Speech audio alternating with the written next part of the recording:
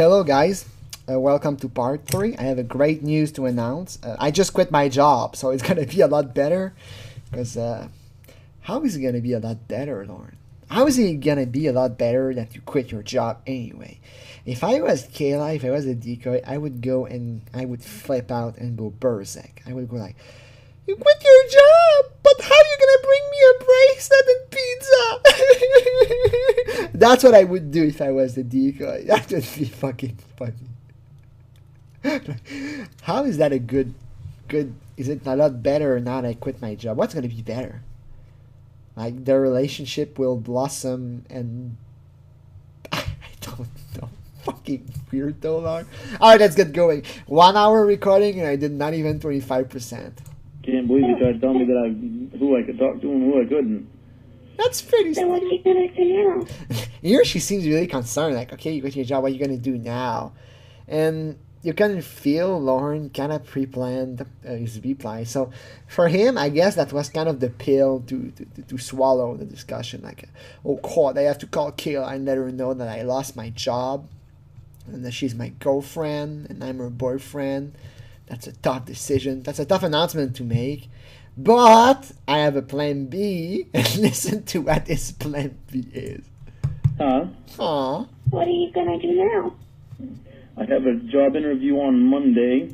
He has a job interview on Monday, and that's actually possibly the least serious job interview I could ever think of. You know, the one where he wants Kayla to wake him up, and he's actually gonna get the job eventually.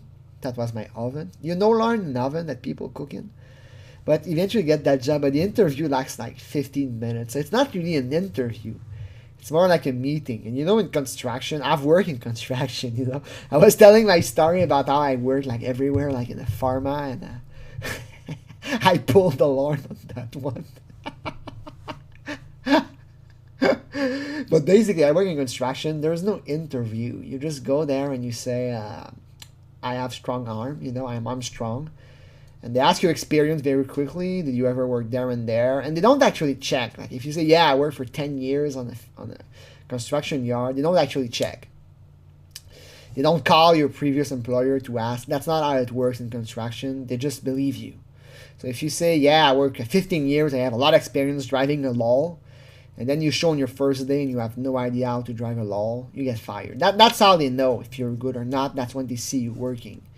There's a lot I could say. So I could say about that, but when he says here, I have a job interview, what he means is that there's a place looking for construction worker on the cheap. When they recruit people like that, it's because they don't want to pay a lot, because that's now how you typically recruit construction workers. Typically you use an agency or a firm. You know, you use a company that specializes in that, or you just go for a real company, but that costs a lot of money. When you do that kind of cheap stuff, you're looking for unqualified and especially cheap labor, like driving a lol, you know. He did make a comment that's like a big forklift. But when Job says I have a job interview, it's not a job interview to get a position at Goldman Sachs, you know. It's a job meeting, and it's basically when you start. And he says, For a car dealership. oh no, that's the interview for the car dealership. Sorry, I was mixed up here. It's been too long since I listened to the phone call. That's even worse. An interview at the car dealership is pretty much the equivalent of trying to sell for Herbalife, meaning it's a scam. Like, honestly, if you go for an interview at a car dealership, you're an idiot. And Shaman, I know that you did. I don't think less of you. You were young when you did that. It's possibly the stupidest thing I can think about, because once again, if you don't sell, you're out, and you're going to be out pretty quick, and typically they're not going to pay you like they should. There's a minimum wage, but they're going to do everything they can think about in order not to pay you or to underpay you. And if you sell, however, you're going to make some money, but they don't have any time to lose with losers. So you have to be excellent on your first day. And depending on when you start, if you start at a period that is dead, it's extremely hard to sell. And when you start at the car dealership, with that kind of process, I'm not saying if you are a real good seller and you climb up like from another job, you know, you get referred like to a place and you really know the car you're selling and you really know your stuff. That's different. You can bet your ass that Lorne is not a car expert. You know, he doesn't know how to. He knows how to sell naturally. He has a charm, but he doesn't know the exact details of every car in stock. So he's gonna start at the bottom of the bottom. The bonuses he's gonna get are gonna be split amongst the chain, and he's not gonna make much money starting up. Yes, he could make $100,000, but in 25 years. And honestly, the people who make $100,000 selling cars, they're fucking good at what they do. They know their shit, they're good leader, and they're excellent sellers. It's not that hard to make $100,000 selling cars. Like, it's probably amongst like average level. If you want, let's say you look at all the opportunities to earn $100,000, selling cars is somewhere in the middle when compared to difficulties. There are easier ways to get $100,000 a year. For example, selling insurance. That's the super easy way to make $100,000 a year. And there are much harder ways, like doctors. Doctor is pretty hard, you know. But to earn $100,000, you have to work 25 years. And if you're even remotely decent in any other field, you can make $100,000 a year. When Lorne, if he had continued with the septic tank business, he could have made that within a year. Like, and he said he does, but probably has revenue. But if you're even remotely good, like a plumber, electrician, that's all the way that within 10 years you earn $100,000 a year. It's not that much money. Maybe in Maine it is, but in Nashville, it's not that much money, Lorne. And not in Bowling Green neither. And I have my name in another place there. So that's his plan. He has a job interview at a car dealership, which is pretty much something he picked like in a free newspaper. I don't know if there's a subway system in Nashville, but I'm betting that Lorne went in the subway, he took one of the free newspaper, and he looked at the section saying a quick cash, and then he saw the get paid today place, and then he saw the car dealership, and he called the car dealership, and he said, yeah, come on in whenever you want. Oh, cool, they have a job interview now. And then right under there, he gave his name at another place. What other place? That's for handyman work. For handyman work. That's another job that you get on Craigslist at best, you know. It's not a job. It's a gig. There are some jobs as a handyman, but they're typically for large building, and typically they ask for experience, you know. Maybe not in 2007 because the economy was doing well, but today, if you want a real job as a handyman in a building, and that's what pays, you earn a good salary. You earn $35,000 a year maybe. You need experience. You need reference. Lorne has none. So the kind of handyman you would get is fast food, like cleaning a fast food restaurant, bathroom, and all that. And there's nothing wrong with that, but don't talk to Kayla like it's some kind of prestigious job, like Lorne the handyman. Working for a big building as a handyman is pretty, you know, it's not the highest regard job, but it still pays well. Like, I have a friend who's a handyman for a hospital, and he got referred, and he got that job approximately the same time as 2007. He earns like $45,000 a year. It's not that much money, but it's not bad, you know. It's more than Lorne, that's for sure. So that's his job plan. He called 2 places in the newspaper. It's better than nothing, I guess. Like doing construction work. Okay. Like carpentry and stuff like that. Oh, sorry, handyman, carpentry job. Okay, like it's pretty much, okay, I thought he meant like cleaning. Okay, so he has his name at another place, do carpentry work. Lorne doesn't strike me as a good contractor, as a good construction worker, not only because of Durango Mango, not only because of his attitude, but also, let's face it, he's unbelievably lazy, you know. He's the kind of guy that gives up pretty easily, and he doesn't seem like the kind of guy who could work one day. I worked one summer at a moving company, and I could barely do it, and I was in good shape, you know. I could barely do my days. At the end, I wasn't so bad, but at the beginning, it was tough. And we didn't lift all that much. I hate to say it. We did maybe 2 or 3 a day, and that was pretty rough. So to say that Lorne somehow can do real construction work, not a chance. Yeah.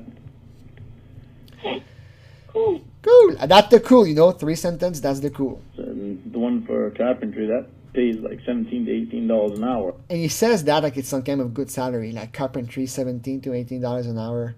A good carpenter is $55 per hour minimum. That's the minimum, Lorne.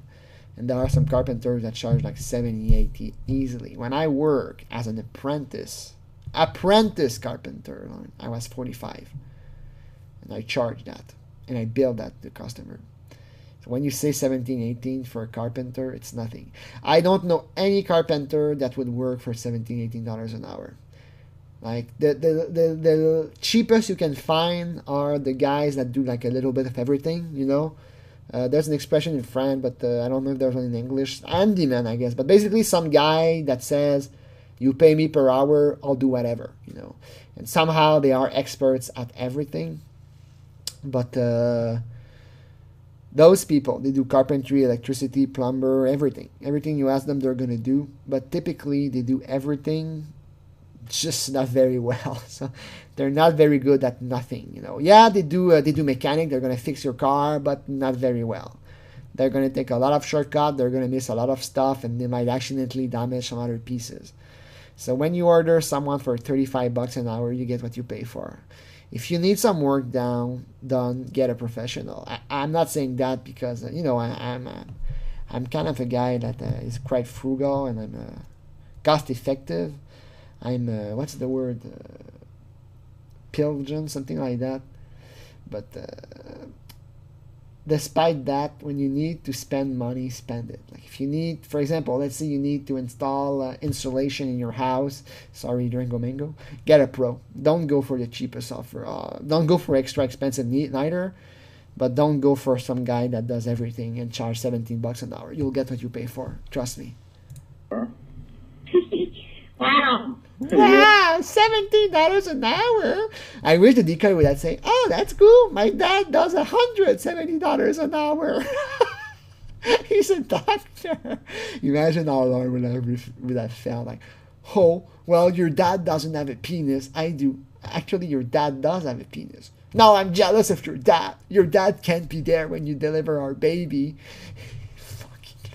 Well, I wish Kayla would have said like, "Oh, $17, that's nice. My father does $170. That would have been so funny. You know, it would have tilted Lorne. It would have made him like angry, like, well, if your father is so good, you go with him. He would have done some kind of baby stuff like that. But the way she says, "Wow," you can feel she's like, that's not something to boast about. It's not bad. It's not bad. It's not a bad salary, but Lorne won't even get it. Like the job he gets, it's at least $12 an hour. Fuck. But $17 an hour is not a bad salary. But when you talk to a little girl that lives in a mansion, it's not something you can boast about. And yeah, for a little kid, it's very impressive, you know. Oh, wow, that's so much money. But for someone of Lorne's age, if he had stuck in the army, how much would he have made? Let's say he had stuck for like 15 years. How much would he have made per hour? Let's say $17 times 40 hours times 50. That's about $35,000 a year, right? Let's see how much he would earn as a technical sergeant. I want to see the detail. Years of services, 15 years. Actually, it's not that much higher. Really? I thought they earned more than that. After 14 years, he only earned $41,000. Wow. That's way lower. I mean, they still pay your food and all that, but I was expecting more. For somebody who's been in the army for 15 years, it's only $41,000. Okay. Okay, forget what I said. Lorne, $17 an hour is excellent. I mean, for Lorne, it's excellent. He never earned that much. But for most people, I mean, it's a good salary. I'm not saying it's a bad salary, but it's nothing like to boast about to Kayla. Yeah. I'm hoping I get that one. I'm hoping I get that one. That's the highest salary I ever got. But the car dealership, I can make anywhere from $50,000 to $100,000 a year. Very unlikely. Very unlikely. You have to work a lot, and to get there, to get to $100,000, that's like a pyramid scheme. Like I was comparing that to Herbalife. In order to get rich with Herbalife, I never did MLM, but multi-level marketing. But I have a friend who did. In order to make $100,000 a year from MLM, you have to make a couple people rich before you. So before you get rich from Herbalife or whatever other scam you have to make other people rich. You have to work for like 10 years and you're going to make peanuts and you're going to make someone else rich. And then maybe one day you'll be rich. Maybe you'll be earning $100,000 a year. Maybe not. Maybe you'll waste 10 years making other people rich while you are making yourself miserable. That's the same for selling trucks. You have to work for like 10 years and you have to give commission to everyone above you. And then maybe one day you become a senior and you make $100,000 a year. But that's a big maybe. Big maybe. Wow. That's a lot. That's a Yeah. lot. She says that. Again, Lorne uses that as a way to boast. Like, he's like, yeah, I potentially have a job where I'll potentially make $17 an hour. And Kiana says, that's cool, but my parents have real jobs. Well, they both made like 100,000 a year. So Lorne is trying to impress her, but he just failed, like, in everything he does. Like, in what world did he think it was a good idea to start naming figures to a kid? Kids don't care, first of all. When you were 13 years old, you didn't care about, like, how much you make per hour, unless you were some kind of financial prodigy. Like, you know how rich your parents are based on the comfort level you are. You know, when you're a kid, you're either very poor, which is not good. I had a friend that was very poor growing up. You're poor, you're middle class, or you're rich, or you're super rich. So when you're a kid, you have 5 categories. Kids are not going to calculate like, oh wow, $17 an hour. What category is that? Are you rich? But when you're a kid, that's typically what it is. Like, you have rich, meaning like doctors, and you have super rich, meaning like lottery winners, for example, or I don't know, business owners. That's how a kid sees it, you know. Kayla, she clearly sees herself as rich. Like, I'm rich.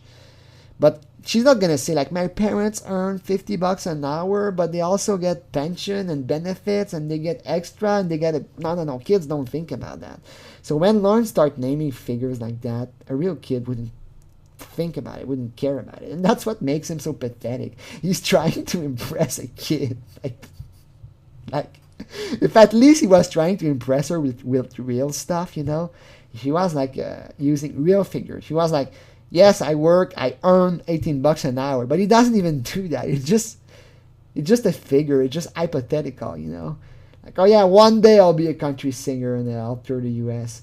He's trying to impress a kid with lie. That makes it like 1,000 times more pathetic. Like, it's unbelievable. How fucking Lorne, how can somebody be so low? I've made more than that before, though. And I had my own business. And then he goes for a random lie. There's no way you make more than that, Lorne. Like, this is the guy who doesn't have enough cash to drive to Kayla's place. And somehow we're supposed to believe that he was making $100,000 a year before. And where did the money go, Lorne? That's the question. If you really made that much money, what did you do with it? You clearly didn't buy clothes, you know? And you didn't buy a nice truck. You have a 99 Dodge Ram. That's not like a 2007, I don't know, SUV something Chevrolet. So if you really earned that much money, where did the money go? And yeah, you bought your niece's phones and all that, but come on, bro. You're in Nashville. You have to work at the work today, get paid today. And we're supposed to believe that you're a super business owner that used to earn a lot of money. He probably scammed a couple people, and that's how he made some money. But I'm pretty sure, honestly, I'll say it that way. When you look at Lorne's company and remove all the expenses and all the scam he did, I'm not sure it's profitable. In other words, I think the only reason Lorne made any money from his company is that he scammed people. So it's not a business then. It's a scam. Fucking asshole. Aww. Aww. That's okay, I still love you. And then he says like... I said, that's okay, I still love you. Oh, good. You better. Like, you better love me, Kayla, even though I'm fucking broke. And Kayla, again, she talks like an adult. She's not the same submissive little girl in the last phone call. She's even being a bit cheeky, like, oh, that's okay, I still love you. And then Lorne doesn't appreciate that. That's not what he wants. Lorne really wants Kayla to say, oh, I'm sorry, or, oh, that's so cool. That's what he wants. He wants a submissive little girl. So when she says a little cheeky, Lorne is kind of a little bit like rattled or irk, and then he reacts like, you better. You know, again, he's not completely even like, you better, but he's not totally joking either. He's not making a joke like, oh, you better. He's like, no, seriously, Kayla, you better still love me, even though I made more money before. And he doesn't give her an inch, and he really wants the little submissive girl that does whatever he asks her to do. You know, the girl, he tells her to experiment, and she does it. That's what he wants, and every time that Kayla deviates from the script, he kind of reacts. It's kind of funny. I do. I do. Good. I love you too. That sounds so cold, like, I love you too. That's like a robot. Like, fucking idiot. You know he's not sincere. Fucking liar. So what are you wearing today? And again, now, he goes back slowly. He goes back into his perverted shit. Like there was kind of a detente, and now I go like, what you wearing today? And I'm gonna stop here for today because I'm really tired. So I'm gonna drink beer. I might continue later tonight actually, because I'm fucking addicted to this. Fuck you.